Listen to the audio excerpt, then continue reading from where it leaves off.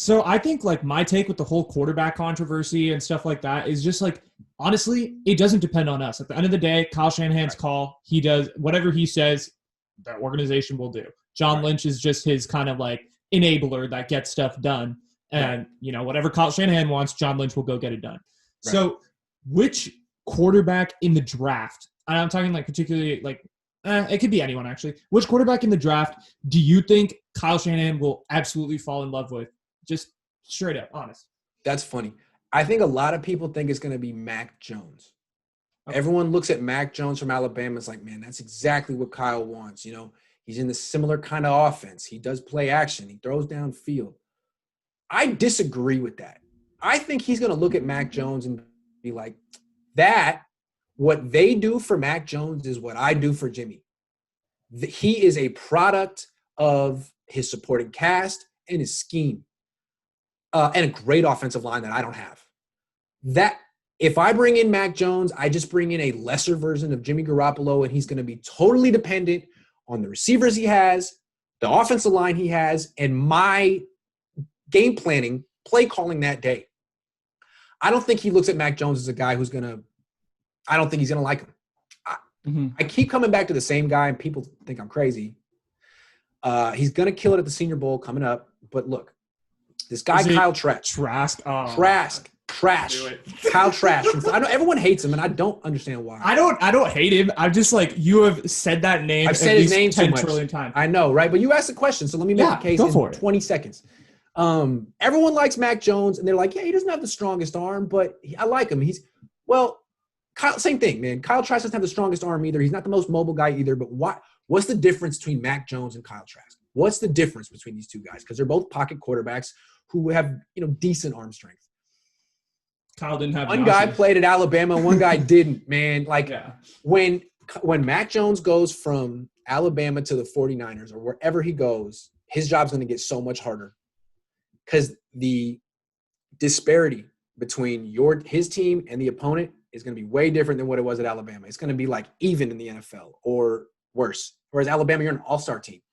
At Florida, he was on a good team. Like he had good receivers. His defense was non-existent. His run game was non-existent. The whole team was a passing offense.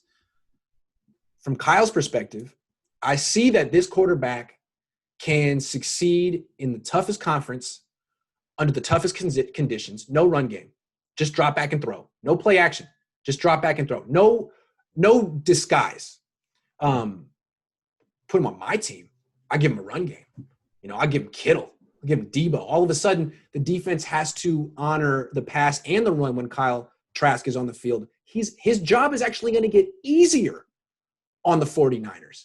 He's going to, oh, my God, I can hand the ball off. Yeah. Oh, my God, I can do play action and guys are wide open. I don't have to just throw tight window throws to my Wow, we can run jet sweeps, right? All I'm saying. Yeah. All I'm saying. So I think Kyle looks at a guy like Trask and be like, man, like he's just dropping back and doing well. I can make his job easier. And the fact that he's not mobile, I don't care. Like I want a guy who stays in the pocket anyway. Mm-hmm. That's just what I think Kyle's going to say. That's fair. I mean, so I'm making my case. Maybe I'm wrong. We'll see.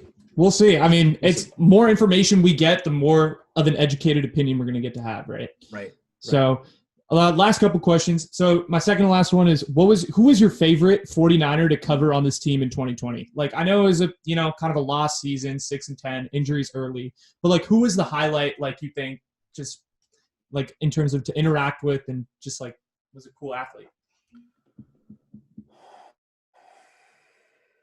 Hold on. Oh, it's Kittle by a mile, but I'm trying to think of someone else. Well, God, I always love covering Nick Mullins because he gives great answers. He's very, very smart. He's actually a quarterback you like. I want to know what he thinks. Because whether or not he's a starting quarterback in the NFL, he's a very smart guy who actually has things to say. So I liked asking him questions, and I like the fact that his grandfather is in all of the periscopes and interacting, and it's almost felt like, like there was a communication. It's like Larry's saying, this is what Nick wants. Tell Kyle through your video, like I'm telling Larry, this is what's going to work. Like, I don't know. It's felt like a level of interaction. I like that with Nick Mullins. Who else? I don't know. Really like Jimmy Ward. Jimmy Ward is been on the team forever. He's got a lot of personality. He's got so much personality, and he's never really been able to show it because he's never at the podium. You know, he's never. But now he's a leader of the team. He's a good player, and he gets to show it. And it's great that people get to know who he is. That's awesome. And my last question. So to all those young Grant Cohns out there, the future Grant Cohns, what's some advice that you would give to them, to the future sports journalists who want to write columns or do YouTube and, you know, that type of stuff? Like, what's your advice to them? Don't kiss ass. Be independent. You know, like if you get an internship and you're on a beat, don't be the dude who brings donuts.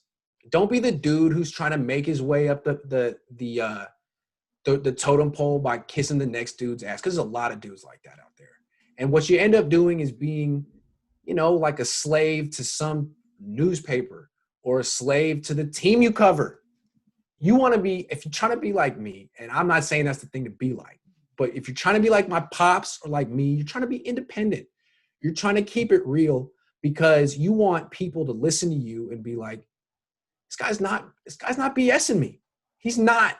This isn't the team spin. It's not some player spin. It's exactly what he believes. And I'm not going to agree with him all the time, but it's definitely what he believes. Yeah. He's definitely authentic and he's definitely independent. He's not, you know, working for the team secretly. You know, he's not partners with the team secretly.